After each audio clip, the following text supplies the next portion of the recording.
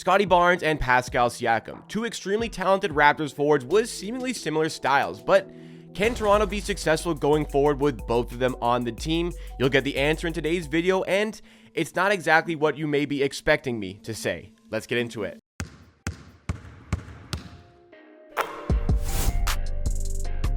For more Raptors analysis or news coverage and videos just like this, as well as live stream watch parties for every Raptors game, make sure you are subscribed to Amateur Hour Sports, helping me on my road to 16,000 subs. And if you find yourself enjoying this video along the way, be sure to smash that like button. Let's try to get to 150 likes on today's video. But we're comparing Pascal Siakam and Scottie Barnes in terms of their style to see if they can successfully play on the same team. The popular term that's come up in Raptors discourse, Raptors social media, has been the term coexist. Can these two players coexist on the same team, and can that team maximize both of their abilities to play together? That is exactly what we are going to investigate in today's video, because the discourse has been, well, in games that we see them playing, it's either one or the other. One of them has a good game and the other doesn't necessarily have a good game. Siakam plays very well, goes off for 30-something points. Scottie Barnes has 15 points, and you feel like you could be getting more out of the player. Scottie Barnes goes for 25 points. Pascal Siakam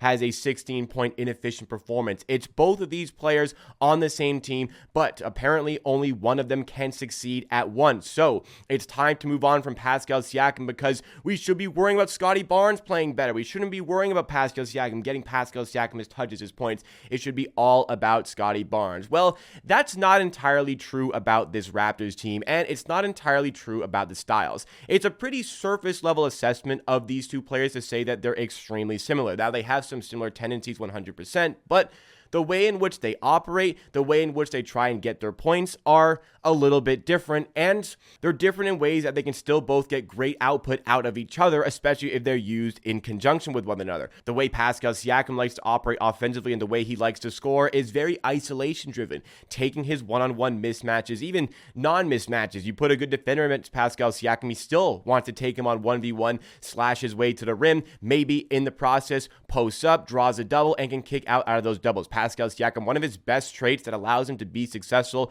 despite being one of the most heavily doubled players in the NBA is the fact that he can take a player on 1v1, but when that double comes, he reads it extraordinarily well. The math is simple. If two players are on Pascal Siakam, one of his teammates is going to be open, and a lot of the time Siakam can rack up assists, and did so very well last season and is doing so pretty well this season. He racks up assists in reading the doubles and finding the open man. Now, for Scottie Barnes, it can be a little bit different for the player. He's not as isolation driven, and his post-up moves aren't nearly as adept as those of Pascal Siakam. Granted, Scottie Barnes is the much younger player, but the way in which he operates and the way in which we saw him at his best in that fourth quarter in a recent win over the Phoenix Suns is when he's being aggressive and attacking mismatches, attacking the opposition defender, and just putting pressure on the rim. When he's putting pressure on the rim, he draws doubles in different ways. Pascal Siakam takes his time, sizes up his opponent before a double comes, and he kicks out of it. Scottie Barnes is a little bit different. He goes at his matchup, he attacks it,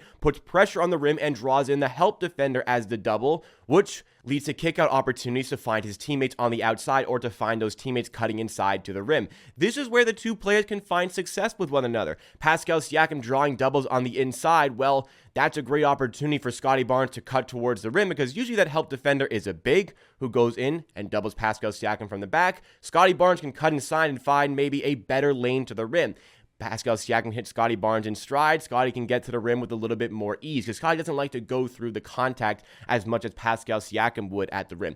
Consequently, Scottie Barnes, when he's attacking the rim, we have used Pascal Siakam a little bit more off ball this season. We're going to have space for Siakam to drive inside, and perhaps those kick-out opportunities for Scottie Barnes could be to a Pascal Siakam streaking inside, getting the ball in stride, and getting to the rim. These players have some certain tendencies about their game that can work together on the offensive end. And beyond just what they provide to the team on the interior, Siakam has not been able to shoot the three ball this season, but Scottie Barnes certainly has elevated his three-point game this season. So the catch and shoot opportunities have been present. The pull-up opportunities have been present for Scottie Barnes. As much as Siakam isn't hitting his threes, he's still taking these shots, which maybe he shouldn't be doing as often at the moment, but In a standard season for Siakam, we can expect around 32-33% shooting from three, good enough to catch and shoot from the corner, perhaps on those Scottie Barnes kickout opportunities. But beyond just the interior game, beyond just perhaps the three-point shooting, which isn't there for Siakam right now, which very much is there for Scottie Barnes right now, these two can also facilitate. These two can also bring the ball up court and start the offense. Scottie Barnes more so in that endeavor, especially in the full court. There's no player on the Raptors I want more to have the ball in the full court,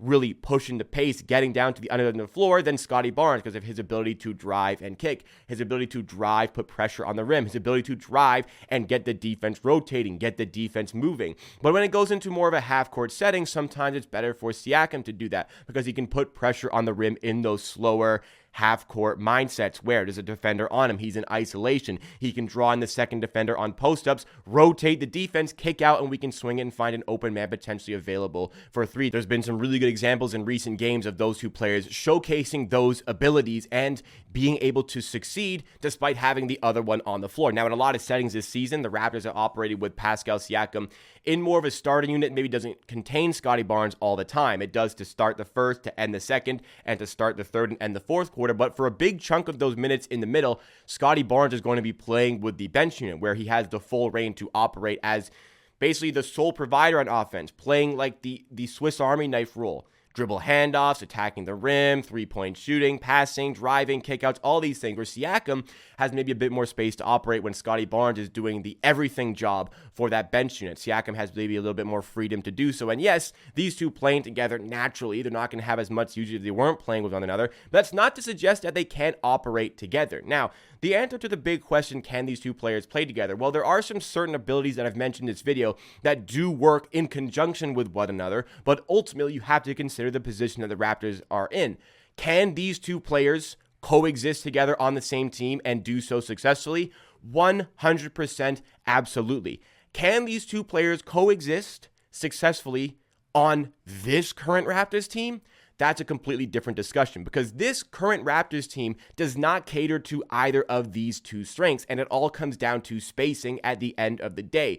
These two players want spacing to attack inside. If you provided these two players with that spacing, they would be able to succeed at an even higher degree. The fact that these two players can succeed and are succeeding in many ways this season, some games have been better than others for these two players, 100%. Perhaps Scottie Barnes have been the more impressive overall in the season. Scottie Barnes maybe not as impressive as Siakam in the recent games. However, these two players, the fact that they can succeed and produce big nights and produce good numbers with this current Raptors team is a testament to the sheer level of talent that they possess. Because in every which way, this Raptors team is not designed for these two players to succeed. So if you had spacing around these guys, because an NBA team in the modern day really should only have two non-floor space on the floor at once. Now we're kind of getting Scottie Barnes towards that floor spacing aspect. I'm not sure if I'm ready to fully say, yes, this is a proper floor spacer. Siakam, definitely not there. Definitely considered to me a non-shooter. I would probably still consider Scottie Barnes a non-shooter.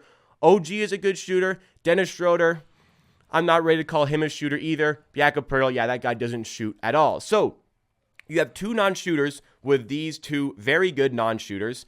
OG has to take a wide load from the floor spacing standpoint. This team is not designed to have them succeed. So if you wanted these two players to succeed together, what you would have to do is focus on spacing the floor around them. OG is a very good player to have with them, and OG and Scottie Barnes play exceptionally well together. We need to stop playing the Barnes plus 4 bench player lineups and stick to more Barnes and OG plus 3 bench player lineups, because Scottie Barnes and OG Anunoby are more than good enough to win those minutes and win those bench minutes.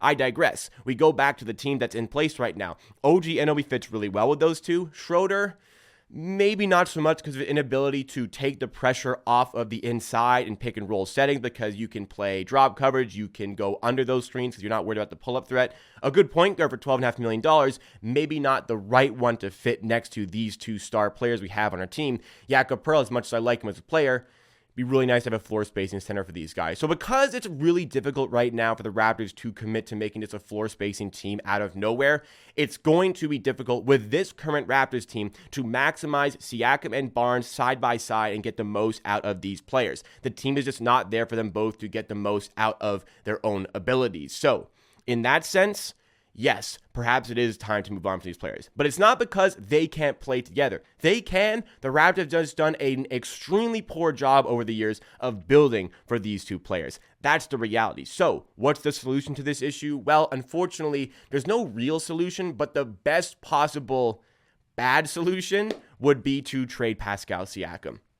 This team in its current state, we know it's not competing for a championship.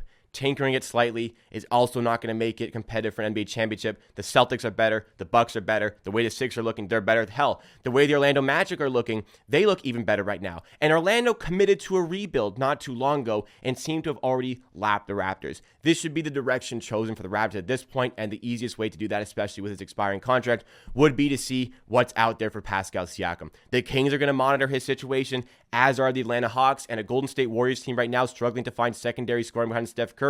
They should absolutely be looking at Siakam as well. Could the Raptors be tempted with a deal that involves Andrew Wiggins, Jonathan Kuminga, and either Moses Moody or Podziemski from that team?